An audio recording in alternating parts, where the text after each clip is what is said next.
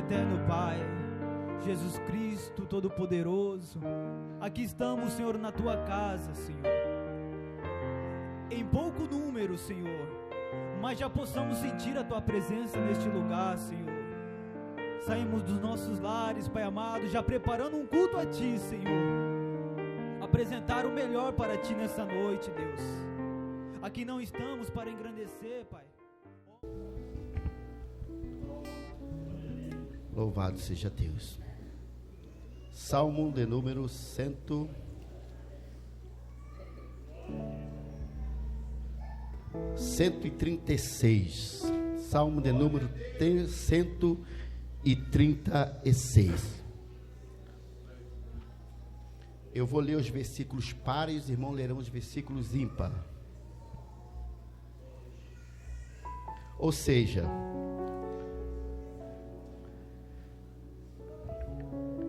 eu vou ler a primeira parte, os irmãos vão ler a segunda, tá bom, irmão? Em um só coro. Eu vou ler a primeira parte, os irmãos lerão a segunda parte de cada versículo.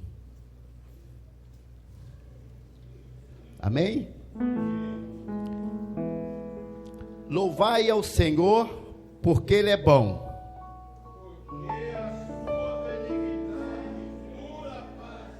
Louvai ao Deus dos deuses.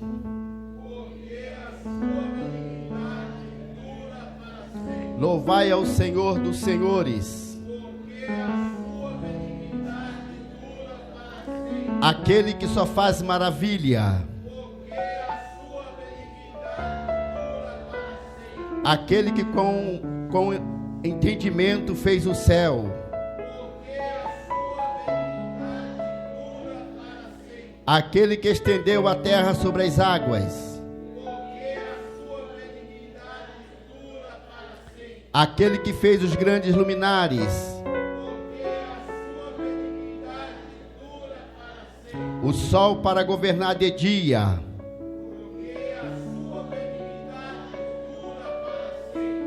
A lua e a estrela para prestar à noite.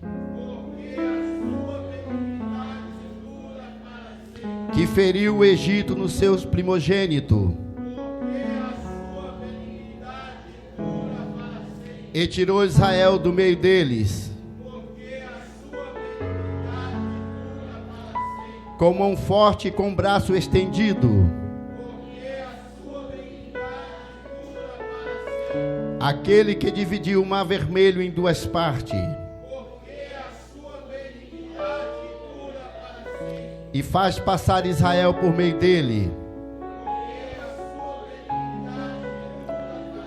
Mas derrubou o faraó com o exército no mar vermelho. Aquele que guiou-se o seu povo pelo deserto. Aquele que feriu grandes reis.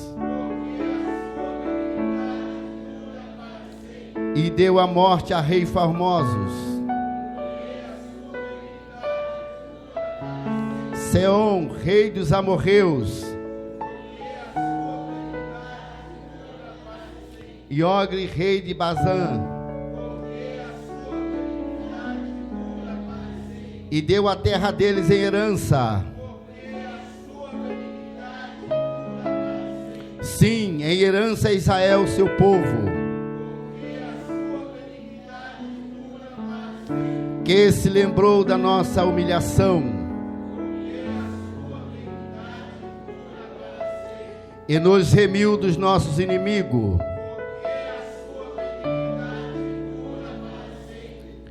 Que dá mantimento a toda a carne.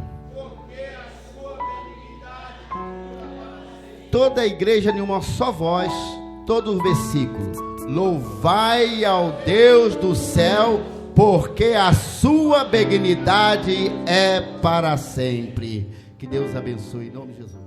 Louve, adore e exalte o nome do Senhor. O importante é que nós, aleluia, nesta noite adoremos o Senhor, falemos com Ele, seja de pé, sentado, sinta-se à vontade para falar com o Senhor. Oremos. Grandioso Deus, eterno Pai, nesse momento nós prostramos diante de Ti, Pai querido, porque sabemos que só o Senhor reina e vive e reina, é um Deus vivo, um Deus maravilhoso, um Deus misericordioso, aleluia, um Deus, aleluia, que cuida de nós 24 horas por dia. O Senhor sabe das nossas dificuldades. O Senhor...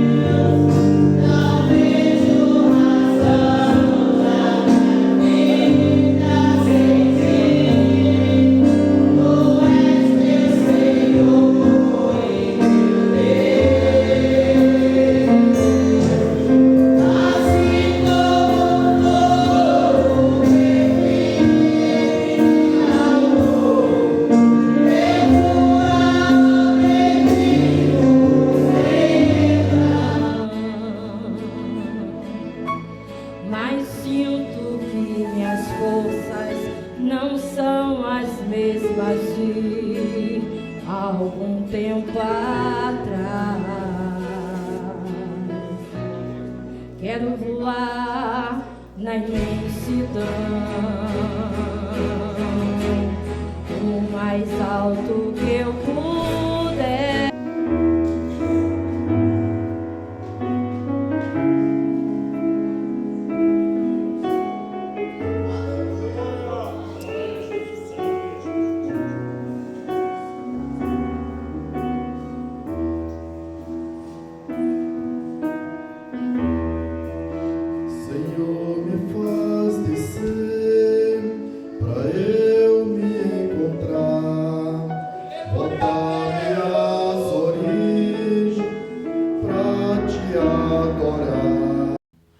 Quero saudar o povo de Deus com a gloriosa paz do Senhor. Motivo de alegria, mais uma vez, poder adentrar esse santuário para, juntamente com os irmãos presentes, engrandecer o nome do Senhor. Quero estar trazendo uma breve palavra, Salmo 95, 2 versículos para engrandecer o nome do Senhor. Venham, cantemos ao Senhor com alegria, aclamemos a rocha da nossa salvação. Vamos à presença dele com ações de graça, vamos aclamá-lo com cânticos de louvor. É isso, é nesse momento a qual cada um saiu da sua casa para poder cantar ao Deus Todo-Poderoso, o Criador do céu e da terra, a qual aquele, aleluia, que deu o seu Filho unigênito, para hoje eu e você podemos engrandecer o nome dele. Quero desde já agradecer a Deus e explanar também a minha gratidão pelo convite, né, da vida desse ministério, aleluia, a qual eu tenho um grande apreço. Quero desde já também estar trazendo a saudação do nosso pastor presidente, aleluia, José Bernardo, do Ministério da Enseada. Também quero agradecer a todos os irmãos presentes, valentes de Gideão, que se esforçaram para estarmos aqui juntamente. Também justificar a ausência dos outros, aleluia, por motivo de força maior, aonde uns trabalhavam na Ilha Bela, e questão de transbordo e tudo mais. Mas viemos, reunimos para engrandecer o nome do Senhor. E assim eu agradeço minha rica oportunidade, em nome de Jesus. Glória a Deus. Irmã Amanda. Eu não sei o que ele viu em mim, não entendo por que me amou. Eu não sou o que devia, mesmo assim ele me abraçou. Sou pequeno, ele tão grande é. Eu sou falho, ele é fiel. O que eu mereci era morrer, mas ele me prometeu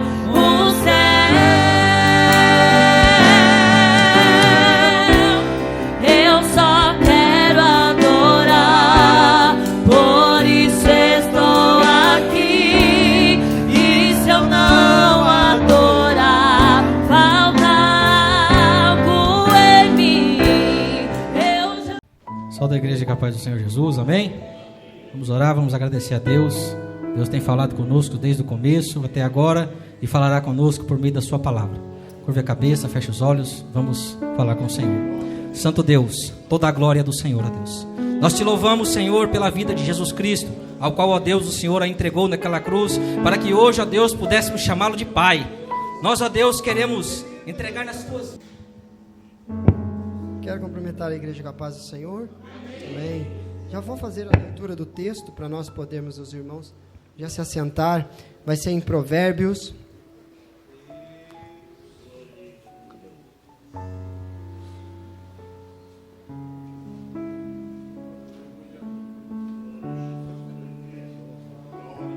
Muito bem.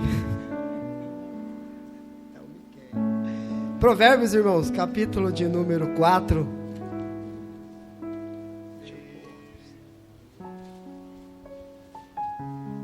A gente vai ler apenas 4 versículos. Provérbios de número 4, versículo 20. O irmão ali que está. Provérbios 4, versículo 20. Diz assim: Filho meu, atenta para as minhas palavras, aos meus ensinamentos, inclina os ouvidos. Não os deixeis apartar-se dos teus olhos. Guarda-os no mais íntimo do teu coração, porque são vida para quem os acha, e saúde para o seu corpo.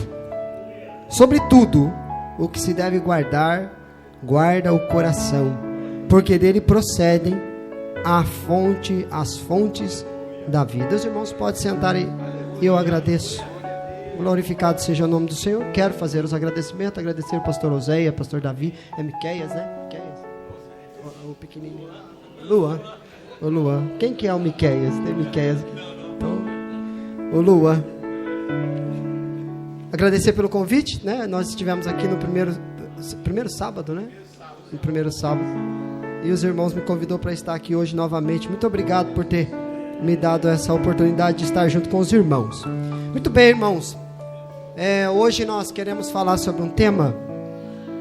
E aí eu coloquei como se fosse uma descrição dessa palavra, desse versículo, e que nós lemos. Conselho para uma vida abençoada. E aí tem muita definição sobre o que é ter uma vida abençoada, né? Alguns acham que ter uma vida abençoada é ter bastante dinheiro. Não deixa de ser bom, né? Você poder comprar ali aquela roupa bonita, aquele carro bonito, sim. Mas ainda não entendo como uma vida abençoada, porque tudo isso é passageiro, é transitório, não é? É vaidade. Vaidade não traz a ideia daquela pessoa que se embeleza, que se arruma bem, igual o pastor Davi. Vaidade é tudo aquilo que é passageiro, que não dura muito tempo, não é? Você vê os jovens, eles são bonitos e tudo, né? Com a pele esticadinha, não tem nenhuma ruga. Mas o tempo passa, a pele vai ficando mais velhazinha e é passageiro. Então uma vida abençoada é uma vida cheia da presença de Deus, mesmo que em situações difíceis, mesmo que às vezes na escassez, é ter a presença de Deus na nossa vida. É Ele que nos consola, é Ele que nos fortalece, é Ele que nos levanta quando a gente senta e diz assim: Senhor, eu não quero mais caminhar. Quem nunca de nós, eu olhando para as irmãs aqui, né, uma caminhada na presença de Deus, quem de nós nunca sentamos e dissemos: não, eu não quero mais. Essa vida de cristão, essa vida de crente, é uma vida muito difícil, e é mesmo. A gente tem que abrir mão das nossas razões, dos nossos direitos, por causa dela. Temos que, como diz aí o ditado popular, engolir sapo. Muitos deles. Por amor à palavra de Deus, por amor a Cristo. Ouvimos ofensas e precisamos perdoar aquele que nos ofendeu. Então não é para qualquer um, não é fácil. Mas uma vida abençoada é uma vida sempre com a presença de Deus. E quando nós recebemos esse conselho do capítulo 4, vem vários conselhos como obediência ao pai, obediência à mãe, não se apartar da palavra de Deus. Vários conselhos são dados, né? Alguém diz assim, olha, como é um conselho que traz a ideia paternal, alguém diz assim, é para o jovem. Não necessariamente, é um conselho para o povo que se chama pelo nome do Senhor. São diversos os conselhos, não é? Eu estava ali no violão e eu escutei quando o pastor Oséias subiu aqui e falou para o pai dele, pensa pai, não foi? Pá, ouvi na hora, depois já de adulto, né? Ele ainda honra o pai e a mãe. São conselhos dados aqui em Provérbios, lá nos primeiros capítulos, são uns dos principais conselhos. Mas esse conselho que nós recebemos hoje, o versículo final diz assim, ó, ele dá vários conselhos, várias orientações, e o versículo 23 diz assim, ó, sobre tudo que se deve guardar, guarda o seu coração. E nós vamos falar um pouquinho mais rápido possível, para não ultrapassar o horário, sobre esse conselho, sobre essa orientação. Por que guardar o coração? Quando nós falamos de coração, alguém que não entende coisas espirituais, porque a Bíblia trata de assuntos espirituais.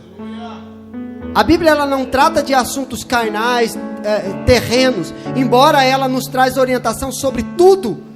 Mas a Bíblia ela fala de coisas espirituais para o teu povo, para a igreja do Senhor, para todos aqueles que procuram uma vida de bênção. Então, quando a Bíblia fala a respeito do coração, não está falando desse músculo que bombeia o sangue pelo corpo. Tem um simbólico, né? um significativo dentro dessa palavra. Na teologia, existe uma matéria chamada tricotomia. Assim como tem o estudo sobre a Trindade, o Pai, o Filho e o Espírito Santo, ou triunidade, alguns dizem Trindade, outros triunidade, porque os três são um só, pessoas diferentes, o Espírito Santo, Cristo e o próprio Deus, mas eles se juntam como um só. Tem também a tricotomia, dentro dessa matéria, dentro da teologia, que estuda sobre a existência do ser humano, o que compõe o ser humano. E dentro dessa matéria, é muito simples de entender, que diz assim, que o corpo é aquilo que é físico, é aquilo que liga o homem a tudo que é terreno. Através do corpo nós enxergamos, nós ouvimos, nós tocamos, nós nos abraçamos, nós trabalhamos. Então o corpo é tudo aquilo que gira em torno da matéria. Já o espírito é aquilo que faz a conexão do ser homem, do ser humano a Deus. O Espírito é a essência do próprio Deus. Quando o Senhor preparou ali aquele boneco de terra, fez aquele manequim, não tinha vida, não tinha nada. Então a palavra diz que o Senhor soprou na narina do homem e o homem passou a ser vivente. Esse sopro é o Espírito, pertence a Deus. Quando nós morrermos, qualquer homem sobre a face da terra, o Espírito será voltado para o Senhor, porque pertence ao Senhor. Ok? Então o corpo é notório, é físico.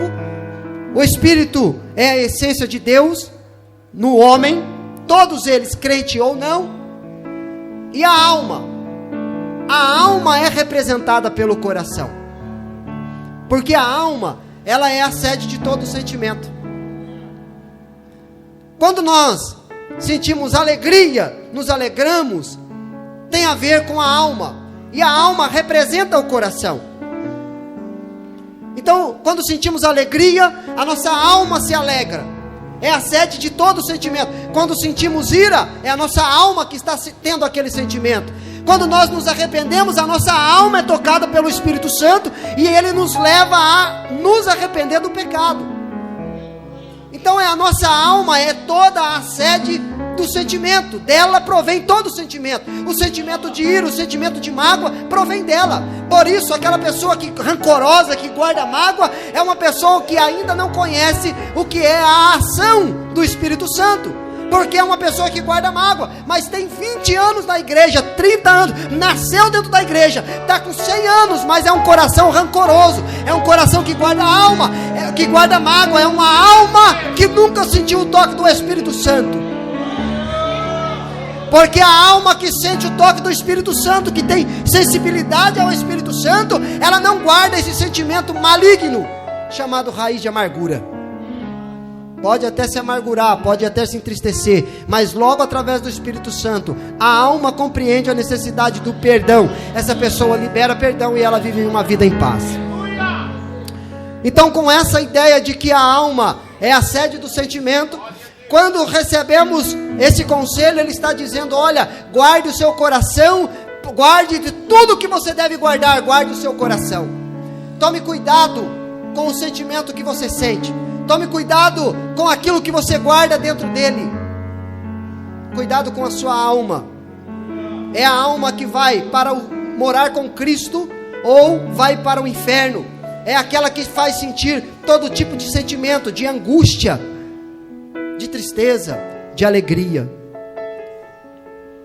Então Salomão nos orienta dizendo: olha, de tudo que você deve guardar, guarde o seu coração. Proteja o seu coração de sentimentos maus, sentimentos que te afastam do Senhor.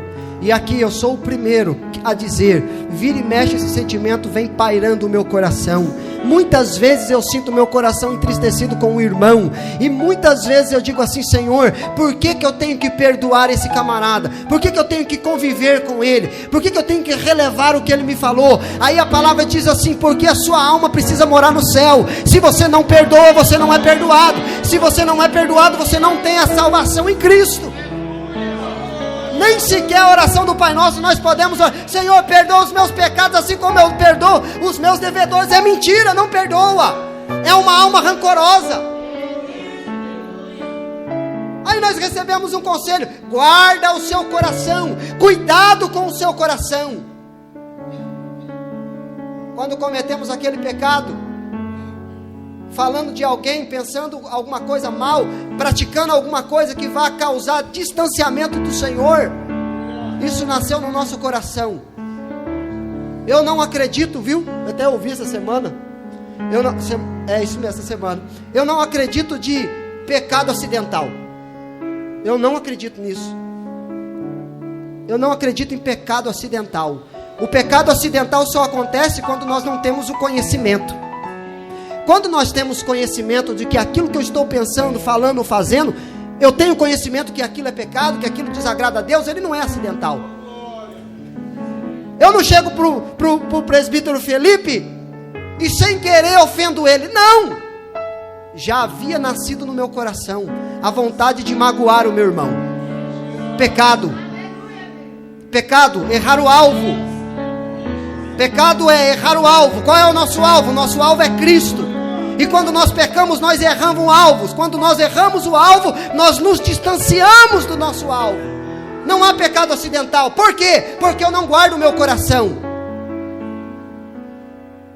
O apóstolo Paulo diz assim: olha, o bem que eu deveria fazer eu não faço, mas o mal quando eu vejo eu já pratiquei. Mas ele não diz que é acidental. Não, é porque o coração do homem é tendencioso ao pecado. Com essa palavra nós recebemos uma orientação dizendo: filho, guarda o seu coração. Guarda o seu coração, não se distancie do Senhor. Todos nós que estamos aqui somos sujeitos a cometer pecado, a errar, a falhar. Nós sentimos raiva, nós nos iramos. É hipócrita aquele que diz que não. Às vezes o crente está andando ali no trânsito e alguém dá uma fechada, ele fala: miserável, enquanto não sai uma palavra mais feia, né? Um palavrão. Aí quando olha, é um irmão que não te viu, dá o tchau, aí o irmão fica aperreado: agora eu estou no sal. E chega para o irmão: me perdoe, foi sem querer. Foi nada. Não, é porque nós vivemos, sabe como nós estamos vivendo ultimamente? A flor da pele. A flor da pele. Não a flor do Espírito, não cheio do Espírito, mas vivendo a flor da pele. Qualquer coisa nos ira, nos irrita. Se o irmão comete uma falha comigo, eu guardo essa mágoa no meu coração para sempre.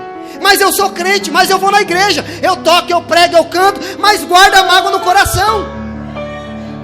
Filho, de tudo que você deve guardar, não guarde riqueza, não guarde fama, guarde o teu coração. Porque um coração rancoroso, um coração de mágoa, não vai entrar no céu. Uma palavra mais dura: você está perdendo o seu tempo dentro da igreja. pode vir à igreja todos os dias se nós não tivermos um coração aquebrantado, aonde ouve a voz do Espírito Santo, e é só Ele. Irmãos, olha só, é só o Espírito Santo, não tem outro. É só o Espírito Santo que consegue convencer esse nosso coração duro. Entendeu? Pode vir o maior pregador pregar aqui. Se o Espírito Santo não falar no seu coração e dizer: meu filho, você precisa recomeçar a sua vida, rever o seu conceito, você vai sair daqui do mesmo jeito. E vai dizer: o pregador é ruim, não pregou bem. Não, o problema é que o seu coração é duro. O nosso coração. Porque o apóstolo Paulo, quando ele diz assim: porque todos prestarão conta diante do Senhor, ele diz todos nós, ele não se inclui. Então o nosso coração é um coração duro. Quem que quebra esse coração? O Espírito Santo. O que nós devemos fazer? Guardar o nosso coração, a sede do nosso sentimento, do mal, daquilo que te distancia de Deus. Eu tenho certeza absoluta que ainda hoje eu pequei contra o Senhor, com um pensamento mau, com uma atitude, com uma palavra, com uma alteração de voz, talvez, que eu falei com a Wélida. A Wélida, minha mulher, está ali comigo. Em alguma coisa eu errei o alvo nessa noite. E se não for o Espírito Santo para nos levar a entender isso, tudo que nós fizermos, podemos gastar a nossa vida inteira, então é em vão. Não entendemos a vontade de Deus, os projetos de Deus para a nossa vida. Lá em Mateus capítulo 15, versículo 19, o Senhor é questionado pelos religiosos. Cadê? Tem aqui? Tem, né? Diz assim, ó: porque do coração procede os maus pensamentos, morte, adultérios, fornicação, furto, falso testemunho e blasfêmia. Alguém fala assim: não, primeiro vem na cabeça e depois desce para o coração. É o contrário, pelo menos o que a Bíblia diz. É o contrário. Ah, eu pensei, então se eu pensei foi sem querer. Não, o pecado foi premeditado. Nós premeditamos o pecado. Não tem esse papo de pecado, tropiquei. Não, eu vi a pedra, eu vi o pecado e eu escolhi cometer ele. Isso está dentro de nós, chama-se pecado, o pecado natural. Por isso que o apóstolo Paulo diz assim: olha, o bem que eu devo fazer eu não faço, mas o mal eu faço. Por quê? Porque somos tendenciosos ao pecado. Mas nós preferimos colocar ele como um acidente, porque daí nós não nos responsabilizamos. Não, eu peco porque eu premedito ele. Isso para mim é uma vergonha. Jesus, questionado porque não lavava as mãos na hora de comer, os religiosos dizendo: olha, os seus discípulos, vocês não lavam as mãos na hora de comer. E aí o Senhor traz uma palavra de repreensão aos religiosos. E detalhe, viu, igreja? Olhe, preste atenção aqui. Os piores inimigos de Cristo, pensa que foi o diabo? Não, foi não. O diabo já estava derrotado. Ele já sabia que Cristo ia vencê-lo. Os piores inimigos de Cristo eram os religiosos. Os piores inimigos de Cristo, os piores inimigos do Evangelho, os piores inimigos da palavra eram os religiosos e são os religiosos. Quantos de nós, quantas vezes já falamos coisas que levamos pessoas a se afastar da igreja e da presença de Deus, por causa da dureza do nosso coração, por causa da nossa religiosidade. Quando o Senhor se depara, Nicodemos: mas eu faço tudo o que é necessário, tudo eu cumpro a luz ali na risca. Aí o Senhor fala: é necessário que você nasça de novo, porque está vivendo uma vida religiosa, cumprindo regras religiosas. É necessário nascer de... Mas do que é que você está falando? Voltar para o ventre, né? Nascer do corpo e do espírito, tudo de novo. O pior inimigo, os piores inimigos da cruz foram os religiosos, os fariseus, que se achavam os melhores, que tinham os filactérios ali na testa com as porções dos mandamentos amarrado, uma caixa amarrada na testa, para dizer que andava com a palavra de Deus na cabeça, mas o coração, que é a sede do sentimento, estava distante. Fazia politicagem da casa do Senhor. A palavra para nós é: guarde o seu coração.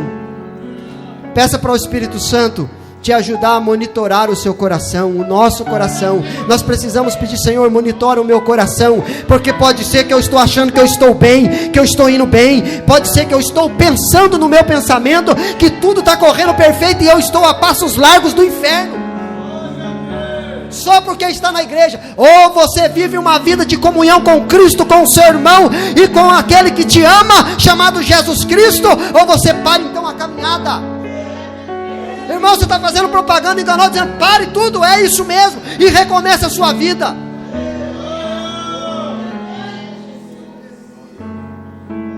Sabe, irmãos, quando eu leio a Bíblia, quando eu estudo, é um problema quando alguém dá para você pregar, eu já fico aperreado, porque eu sei que vai ser peia do começo ao fim. Aí eu começo a estudar e falo: tá errado, eu estou fazendo errado. O Espírito Santo fala: tá mesmo. Além de você pregar, você tem que viver mais o que você está pregando. Mas, Senhor, Jesus, não, desse jeito aqui é difícil. Aí ele fala: pois é. É por isso que eu abri as portas para você pregar em tal lugar. Domingo eu prego lá na igreja de novo. Eu abri as portas para você pregar. E quando você for pregar, você vai ser constrangido. Se o crente acha que vem para a casa do Senhor, eu vou lá para me sentir bem. Não, eu venho aqui para adorar o nome do Senhor e para ser constrangido. Ser constrangido pela palavra de Deus. Ser constrangido pelo Espírito Santo. Ouvir o Senhor falar: você precisa nascer de novo. Guarda o seu coração. Guarda o seu coração. É o conselho da palavra de Deus. É o conselho de Salomão ao nosso coração. Guarda-o, porque é a sede do sentimento.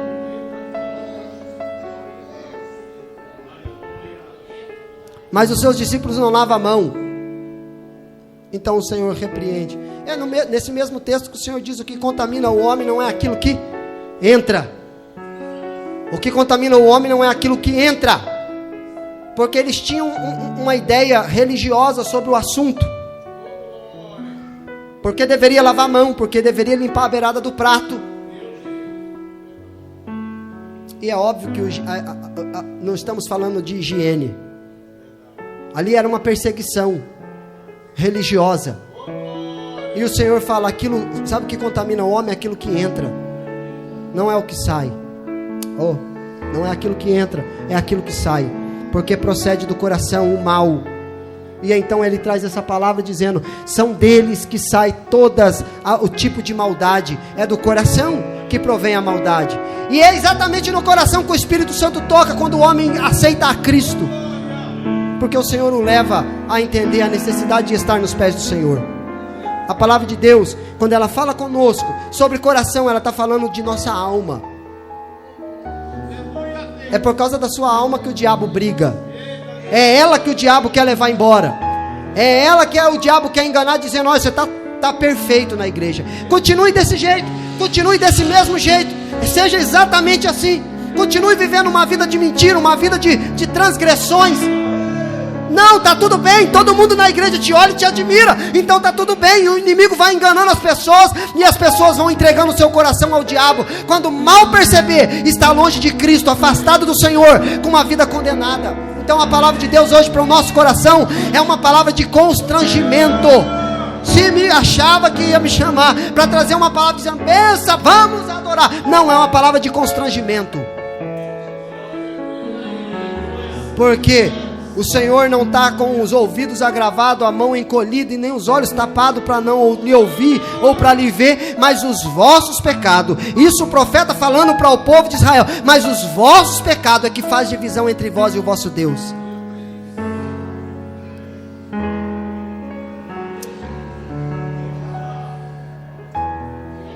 Davi, irmãos, o Salmo 51, cadê, irmão? Põe aí, varão, Salmo 51 para a gente, versículo 10. Davi, quando ele estava lá no terrácio, subsolo, terrácio. Quando Davi estava lá no alto do seu palácio, e aí os irmãos conhecem essa história da escola dominical lá, né? Da época dos pequeninos do reino. Nunca esqueço dos pequeninos do reino, porque eu era do tamanho dessas crianças e eu fazia parte dos pequeninos do reino. E eu ouvi essa história desde quando eu era pequenininho. E Davi estava lá no terraço, à toa, sem fazer nada, no lugar errado, na hora errada, não é? Davi era homem de batalha. Davi era homem de batalha. O lugar dele era batalhando com o seu exército. Do começo ao fim, a história de Davi sempre foi uma história de batalha. O povo de Israel enxergou Davi por conta de suas batalhas ganhas, porque até então ele era um menino frangino, fraquinho, mas quando ele foi lá e venceu a batalha contra os filisteus, destruindo o maior deles, então Davi foi enxergado. Então Davi deveria estar no campo, batalhando, na batalha, e ele estava lá, no último andar do seu palácio, à toa, sem fazer nada, ocioso, com o coração voando, disponível, aberto, e de lá de cima ele enxerga a moça Betseba tomando lá o seu banho. Ela estava dentro do quintal dela. Vamos conjecturar, não está escrito, tá, irmãos? Digamos que ela estava dentro do quintal da casa dela e o muro não era tão alto a ponto de cobrir, ou mais alto do que o palácio do rei. E de lá de cima ele enxerga aquela moça tomando banho. Quando ele bate os olhos naquela moça, aquele sentimento foi direto para onde? Fala aí, igreja. Foi direto para o coração. Ele deveria estar guardando o seu coração, mas quando ele enxerga lá de cima e vê aquela moça tomando banho, foi direto para o coração. E então Davi faz toda uma trama nojenta, horrorosa. O povo de Israel morre de vergonha dessa história. O povo judeu morre de vergonha dessa história, porque Davi na cabeça deles é quase maior do que Jesus, ou maior. Eles esperavam um Davi. Quando foi feita a promessa de Cristo, eles esperavam um Davi, e não um Jesus sentado no jumento, entrando cidade adentro. E aí Davi enxerga e vê aquela moça, desce para o coração o sentimento, todo aquele sentimento que nós vimos no versículo anterior. E então ele faz uma trama, tira a vida do marido da moça e toma ela por mulher, depois de engravidá-la. Tenta esconder, tenta fazer um jeito para o rapaz morrer, faz uma trama. Olha, quando ele toma aquela mulher, quando Urias volta da batalha, diz assim: vá dormir com a sua mulher. É uma tendência muito forte isso. Quando nós pecamos, e eu me incluo, a primeira coisa que fazemos sem a ação do Espírito Santo é esconder o nosso pecado, porque eu sinto vergonha dele. O pecado nos causa vergonha. Tinha um pastor que eu morando no Rio de Janeiro, congreguei, nunca mais esqueço dele, o pastor Romério, era um senhor da roça, sabe, pastor Davi? Senhor da roça, e muito simples, e ele falou para mim: olha, irmão, tome muito cuidado, porque o diabo, ele nos ensina a pecar, mas não ensina a esconder o pecado. Aí eu falei, ele nos ensina a esconder na folha de bananeiro, uma linguagem da roça. E eu falei, eita, é pamonha. Mas por que, pastor, na folha de bananeiro? Porque a folha de bananeiro é fininha, o primeiro vento que bater rasga e você é exposto. Aquele homem então faz toda uma trama, toma aquela mulher, comete um adultério, engravida aquela mulher, mas e agora ela é casada? De repente, quando Urias volta, ele diz: vai deitar, vai dormir, vai descansar, eu, teu rei, te libero para você ir descansar com a sua mulher. Qual que era a ideia dele? Eu estou falando do homem segundo o coração de Deus. Achei Davi, o homem segundo o meu coração. É dele que eu estou falando. E quando ele chega lá, vai dormir com a sua mulher, o que ele queria? Fazer aparecer que aquela gravidez era do próprio marido, e não dele que havia pecado. Quando pecamos, queremos esconder o nosso pecado. É a primeira atitude. Só que o Espírito Santo que nos faz entender, representado aqui pelo profeta Natan. E aí ele pega e diz assim: olha, o Urias, fiel, não, Senhor, os meus irmãos estão morrendo na batalha, levando espada e morrendo. Como que eu vou deitar com a minha mulher, sendo que os meus companheiros estão morrendo? Não vou me deitar, eu me recuso. Então Davi chama o comandante e diz: põe na frente da batalha. Urias é colocado na frente da batalha e Urias é morto. Então Davi acha que o seu pecado está escondido. Aí o Senhor chama Natã e diz: vai e fale com Davi. Quando Natã chega e fala assim para ele, assim, uma historinha, dizendo: olha, quero lhe contar uma história. Que ele mesmo profeta, ele não ia afrontar o rei. Então ele chega e fala para o rei: rei, eu quero lhe contar uma história. Aí o rei: pode contar, conte, eu te considero que vou ouvir a sua história. Havia um homem que tinha uma ovelhinha, uma ovelha, né, Felipe? Havia um homem que tinha uma ovelha e outro que tinha várias ovelhas. Aquele que tinha várias ovelhas, ele toma a ovelha do que tinha apenas uma. Aquela ovelha servia para dar lã e alimento para a família daquele homem. Ele mata aquela ovelha, ele mata aquele homem e toma aquela ovelha. Davi fica irado e se levanta com a sua espada e diz: aonde? No meu reino? Vai com Deus, meu irmão. Aonde? No meu reino? E ele diz assim: não, diga quem é que eu vou fazer justiça. É o Senhor fez isso, o Senhor cometeu esse pecado. E então Davi, ele se arrepende. Natã o repreende, Davi se arrepende. Então ele faz essa oração dizendo: cria em mim, ó Deus, um coração puro e renova o meu espírito, um espírito reto. O que nós precisamos: Senhor, cria em mim um coração puro, um coração desvinculado do pecado, da maldade, da malícia, daquilo que me afasta do Senhor. Quando Davi entende tudo aquilo, ele se joga ao chão e de todos os clamores que ele faz diante do Senhor, ele diz: Senhor, sabe do que eu preciso? De um coração puro, porque o meu coração é tomado pelo pecado, é tomado pela maldade. Eu fui concebido no pecado, tudo que eu olho, tudo que eu faço é pecado. A consequência do pecado de Davi foi tragédia sobre... O Deus perdoa, irmão. Igreja, Deus perdoa. Mas e as consequências, ela vem.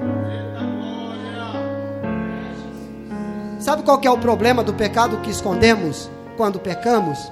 Por mais simples que seja. Às vezes fala o adultério. Não, alguns que aparentemente é mais simples. Nós somos perdoados pelo Senhor. Às vezes a gente fica preocupado com aquilo, mas tem coisas pequeninas que nós achamos que está tudo bem, mas é o nosso pecado de estimação. E precisamos abandonar. Mas por que não abandonamos? Por que não abandonamos? Porque não sentimos a voz, não ouvimos a voz do Espírito Santo falar no nosso coração. E guardamos ele como um pecado de estimação. E aí então, ele diz: Senhor, cria em mim, depois de toda uma oração de humilhação, um espírito, um coração puro e um espírito renovado. Que nessa noite, irmãos, nós possamos guardar essa palavra no nosso coração. De tudo que nós precisamos guardar, de tudo. Guarde o seu coração. Cuidado com o seu coração. Cuidado com o seu sentimento. Coloque diante do Senhor. Diga: Senhor, monitora, me ajuda, eu sou pecador. A minha carne, ela vive ardente querendo pecar, mas Senhor, monitora o meu coração, faz de mim uma pessoa do coração puro diante do Senhor, que o Espírito Santo fale no meu coração, que eu consiga entender, ouvir a voz do Espírito Santo e reconhecer o pecado, abandonar o pecado, porque não adianta confessar e continuar no mesmo pecado, e alcançar então do Senhor a misericórdia. Alguém diz assim: esse irmão está pregando uma pregação assim, de moralidade. Essa palavra serve para o meu coração, para cada um de nós.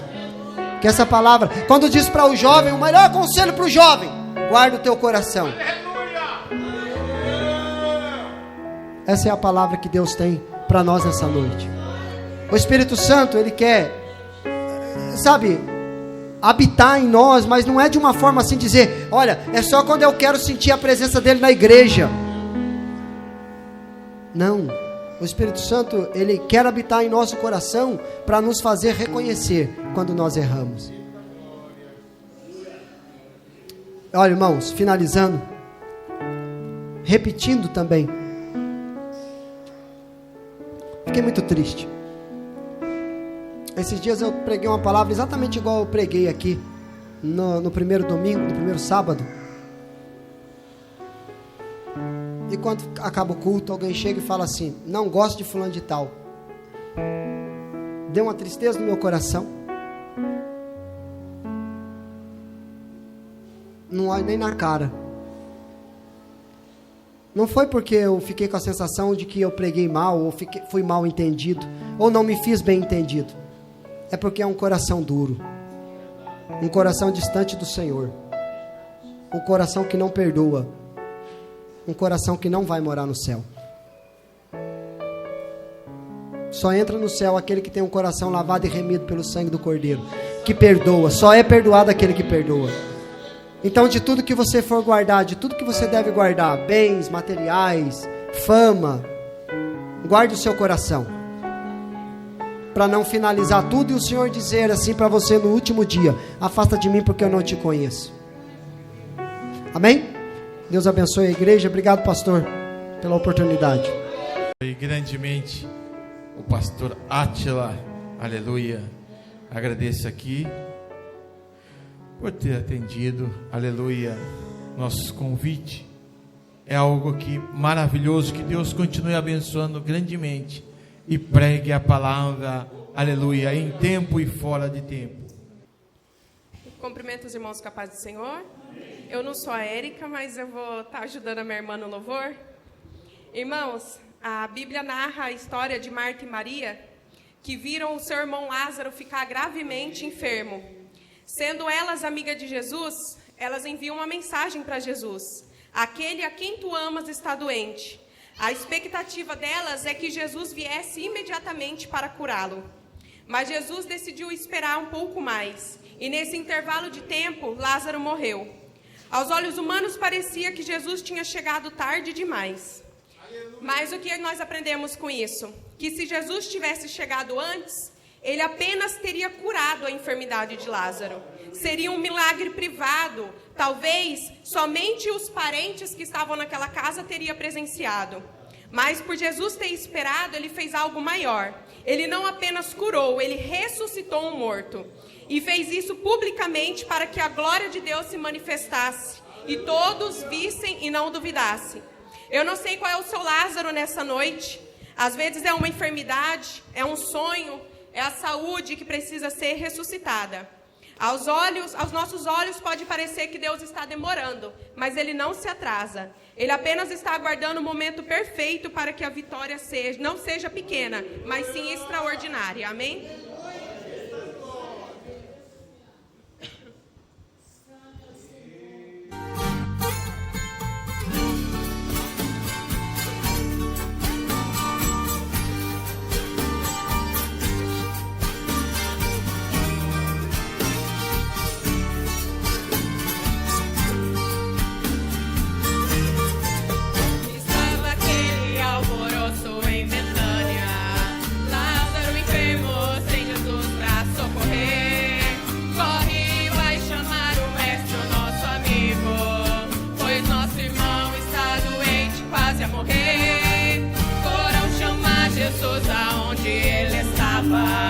Dizendo: Lázaro, a quem tu amas, está morrendo. Jesus responde: essa enfermidade não é para morte, mas é para honra e para a glória de Deus.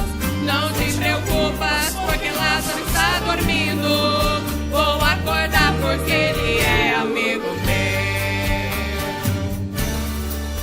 Depois de 4 dias o mestre chega lá, Marta e Maria chorando no recinto, dizendo: se o Senhor estivesse aqui conosco, nosso irmão a quem tu amas não tinha morrido. Jesus responde: Marta, eu sou a vida, o teu irmão há de ressuscitar, pois pode estar cheirando mal há 4 dias, se eu cheguei o morto tem que levantar. Aí Jesus fala: me levem lá no túmulo, mostrem onde ele está. Marta, tire a pedra, pois agora eu vou chamar. Todos ao redor ficaram sem entender, ninguém disse